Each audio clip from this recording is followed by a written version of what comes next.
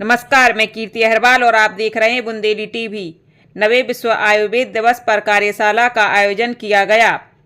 मध्य प्रदेश शासन आयुष विभाग एवं जिला आयुष अधिकारी डॉक्टर राजकुमार पटेल के निर्देशन में जिला आयुर्वेद चिकित्सालय में पदस्थ डॉक्टर ब्रजेश कुलपारिया RMO एवं स्टाफ के द्वारा 9वें विश्व आयुर्वेद दिवस के विषय वैश्विक स्वास्थ्य के लिए आयुर्वेद नवाचार के अंतर्गत आज JPV स्कूल में आयुर्वेद कार्यशाला एवं पौधारोपण का कार्यक्रम रखा गया, जिसमें JPV स्कूल के प्राचार्य DK मिश्रा एवं HL चौधरी भी उपस्थित रहे। डॉक्टर ब्रजेश कुलपारिया ने छात्राओं को आयुर्वेद के महत्व को बताया कि आयुर्वेद एक चिकित्सा ही नहीं, जीवन जीने की एक शैली भी है। सभी को स्वास्थ्य के लिए दिनचर्या, रात्रिचार्य, आहार विहार के बारे में बताया। इसके अलावा औषधि पौधे जैसे सप्तपर्ण और आंवला के पौधे के महत्व को बताया। प्राचार्य DK मिश्रा जी ने आयुर्वेद विषय वस्तु पर प्रकाश डाला और बच्चों को स्वस्थ रहने के लिए गुण सिखाए। जिला चिकित्सालय की ओर से डॉक्टर ब्रजेश कुलपारिया RMO ने प्राचार्य DK मिश्रा को आंवला के पौधे को भेंट स्वरूप दिया एवं सप्तपर्ण का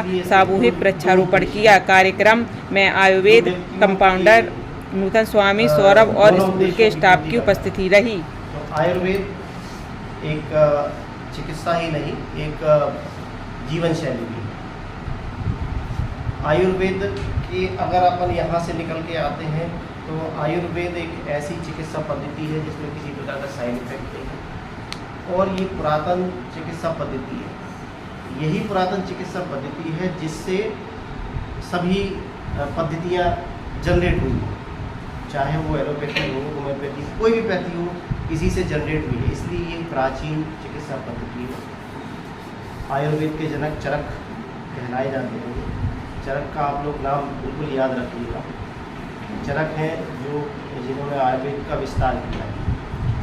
चरक संहिता आती है, उसमें काफ़ी आयुर्वेद के बारे में बहुत सारा विस्तार से इनमें वर्णन किया गया है और आयुर्वेद के महत्व को हम ज़्यादा दूर नहीं जा रहे।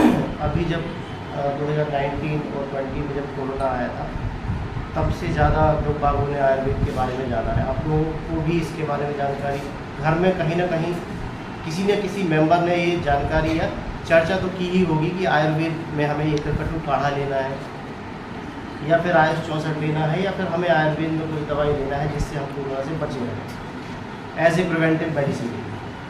तो आयुर्वेद को कोविड के टाइम पे आयुर्वेद को अच्छे रूप से जाना, पूरे हिंदुस्तान में, पूरे विश्व में आयुर्वेद को जाना है।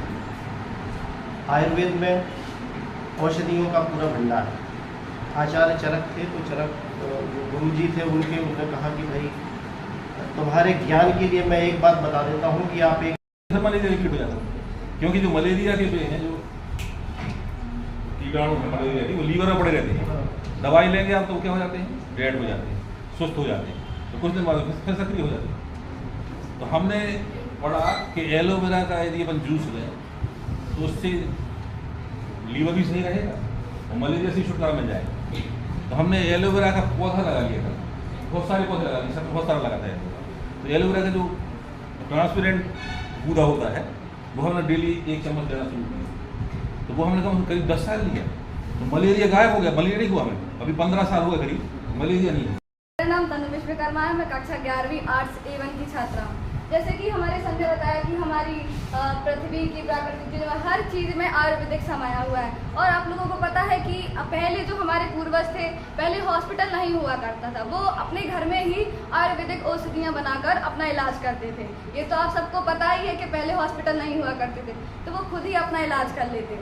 और जैसे कि ये जो सर ने अभी पौधा दिखाया है, इस पौधे से मलेरिया तो ठीक होता है, बल्कि इस पौधे से पीलिया की बीमारी भी खत्म होती है। जैसे कि मेरी मम्मी ने एक इलाज बनाया इसका।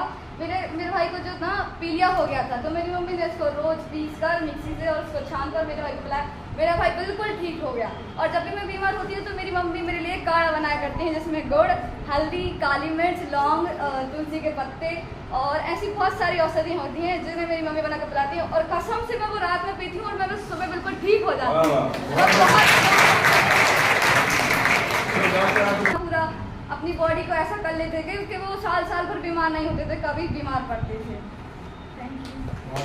मलेरिया कितना असाध्य रोग है, अगर बिगड़ जाए तो लोग नुकसान में आ जाते हैं, गंभीर नुकसान में। तो आपको आयुर्वेद की तरफ जरूर बढ़ना चाहिए, जिससे कि आपका शरीर स्वस्थ रहे, और स्वस्थ शरीर में ही स्वस्थ मस्तिष्क विकसित होता है। कहते हैं कि sound mind is sound body. मैं हमेशा कहता हूँ आप लोगों से, जब शरीर स्वस्थ रहेगा तो ही आप अच्छे से पढ़ पाएंगे, बेहतरीन विचारधारा आपके मन में आएगी, माइंड पॉजिटिव रहेगा। शरीर स्वस्थ रहेगा तो काम करने की लगन रहेगी, और शरीर अगर अस्वस्थ है तो काम करने की लगन व्यक्ति में बिल्कुल भी नहीं है। क्लियर है ना? मानते हो ना इस बात को? तो अगर प्रदेश शासन आयुष विभाग और हमारे दमोह जिले की जिला आयुष अधिकारी डॉक्टर राजकुमार पटेल के निर्देशन में आज 9वें विश्व आयुर्वेद दिवस, जिसका विषय था वैश्विक स्वास्थ्य के लिए आयुर्वेद का नवाचार, इस संबंध में हमने जीपीबी स्कूल में एक कार्यशाला का आयोजन किया, और कार्यशाला के आयोजन के साथ साथ आयुर्वेद के प्रचार प्रसार के लिए बच्चों को समझाया। इसके अलावा एक वृक्षारोपण भी किया गया है। तो यही निरंतर कार्यक्रम अपना चलता रहेगा। Thank you.